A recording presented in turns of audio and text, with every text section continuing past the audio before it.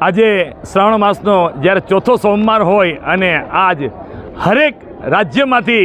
દર્શનાર્થી જ્યારે સોમનાથ દાદાની પાસે આવતા હોય અને પ્રાર્થના કરતા હોય અને સોમનાથ દાદા માટે બે અર્ક ચડાવવા એ શબ્દરૂપી આજે એન્કર તરીકે સિંગર તરીકે હું ગાતો હોય તો માત્ર એટલું જ ગાય હે શૈલ શ્રંગ શ્રમ વિશાલ જટા ઝુંડ ચંદ્ર ભાલ ચંદ્ર કી કિરણમય આજ વિમલ વીજ ગાજે